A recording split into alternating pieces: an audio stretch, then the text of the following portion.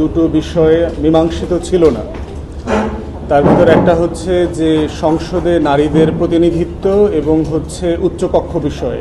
আজকে সকালে ফার্স্ট হাফে উচ্চকক্ষের বিষয়ে প্রস্তাবনাটা আবার এসছে এবং আমরা কাইন্ড অফ আসলে ডেডলকের জায়গাতে আছি আর কি। প্রায় সকল রাজনৈতিক দল, অলমোস্ট সবাই বলতে হবে যে উচ্চকক্ষ হওয়ার ব্যাপারে নীতিগতভাবে একমত। উচ্চকক্ষের সদস্য সংখ্যা 100 হওয়ার ব্যাপারেও নীতিগতভাবে একমত। আমরা দুই জায়গাতে ডেডলকটা তৈরি হয়েছে। একটা হচ্ছে যে উচ্চকক্ষ কিভাবে গঠিত হবে, এই গঠিত হওয়া প্রশ্নে দুইটা মত আছে। কমিশন যেটা প্রস্তাব করেছে সেটা হচ্ছে নির্বাচনে ভোটের যে নির্বাচিত শতাংশ থাকবে সেই শতাংশ মোতাবেক উচ্চকক্ষে আসন বণ্টিত হবে।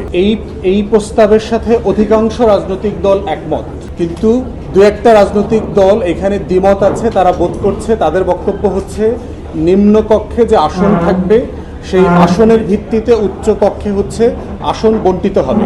এইটা একটা দ্বিমতের জায়গা এবং এই জায়গাতে একটা ডেডলক তৈরি হয়েছে। দ্বিতীয়ত হচ্ছে উচ্চকক্ষের ক্ষমতা এবং এখতিয়ারের প্রশ্নে আরেকটা ডেডলক আছে। সেটা হচ্ছে মৌলিক জায়গাতে যে উচ্চকক্ষে বাজেট পেশ করা হবে কিনা, উচ্চকক্ষ কোনো সংশোধনী, সংবিধানের সংশোধনী বিষয়ে মতামত দিতে পারবে কিনা এবং সেই মতামতটা কি পর্যায়ে কাউন্টেবল হবে। এটা কি 50% মানে সাধারণ সংখ্যাগরিষ্ঠ মতামত, না এটা 2/3 মতামত। আর থার্ড হচ্ছে কোনো আইন বিল পাশ করবার প্রশ্ন যখন আসবে নিম্নকক্ষ থেকে, যখন এটা উচ্চকক্ষে আসবে, উচ্চকক্ষকে শুধু মতামত দেবে না উচ্চকক্ষ চাইলে এখানে মতামতের বাইরেও এটা আটকে দিতে পারবে আরও বেশি এনফোর্স করবার জন্য, এবং সেটাকে 1 মাসের জন্য, 2 মাসের জন্য, 6 মাসের জন্য। তো এই জায়গাতে এসে গঠন, ক্ষমতা, এখতিয়ার, এই জায়গাতে এসে উচ্চকক্ষের আলোচনা প্রিটি ডেডলক অবস্থায় আছে। এই জায়গাটাতে এসে কমিশন এখন বোধ করছে যে তারা নিজেরা আলোচনা করে, এবং এই আলোচনাটা এগোচ্ছে না।